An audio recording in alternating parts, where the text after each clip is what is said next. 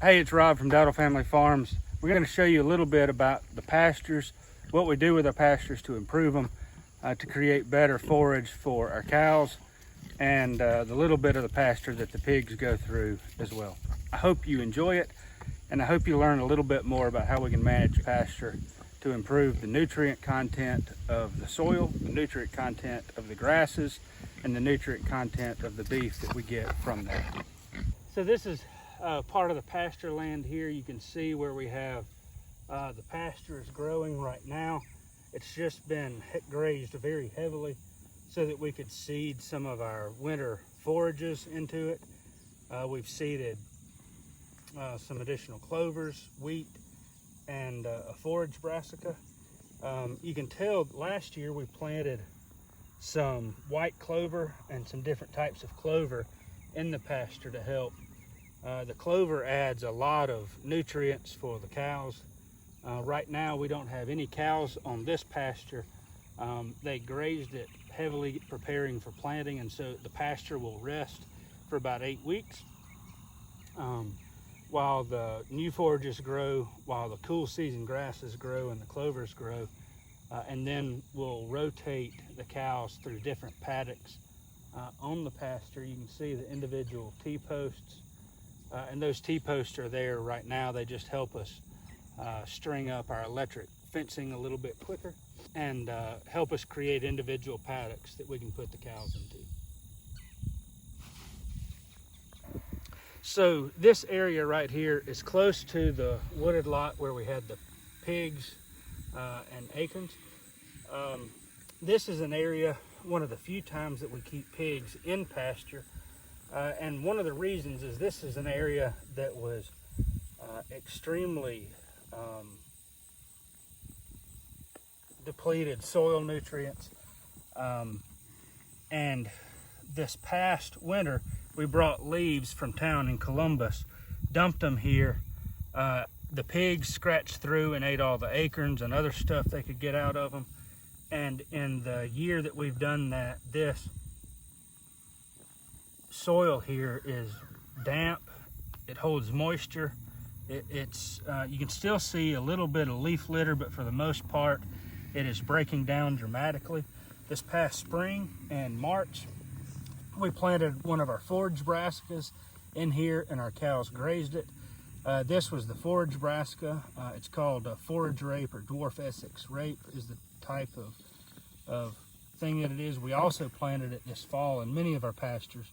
But it's a high protein feed, lots of nutrients, and especially when grown in soil that's full of nutrients, it provides a lot of nutrients for the cows. And when the cows eat high nutrient feeds, they produce a real nutrient dense product for us to eat as well.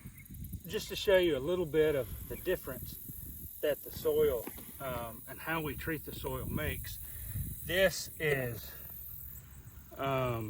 this is actually slightly better soil than our average pasture soil, but you can see that it's still kind of light colored. There's some organic matter in it, but it's still kind of that clay, sandy soil that we've got. Just to my left, to your right, is where the pigs were, where we dumped the leaves, and to my right and your left is where we had our sorghum Sudan grass. Now, some people don't know exactly what sorghum Sudan grass is. It looks a lot like corn. You can see it regrowing from where it was cut and grazed. I can't tell you the number of times I've had people call me and tell me my cows are in my corn, but it's actually sorghum Sudan grass. It produces a whole lot of organic matter. You can see how it just kind of covers the soil here after it's grazed. The cows will eat a lot of it, they trample a lot of it, and then it just, as you can tell, when there's enough soil moisture, it'll regrow. We have not put leaves or anything here, but for the last 2 summers, we've grown the sorghum Sudan grass in these areas, and it has increased the water holding capacity of the soil. You can tell how just compared, how much darker it is compared to the normal pasture grass.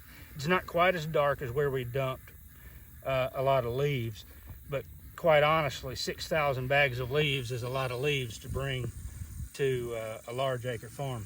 When we grow our sorghum Sudan grass, it provides a world of a lot of organic matter to the soil. It helps soil hold more water for a longer period of time, and it helps absorb more moisture when we do get rain.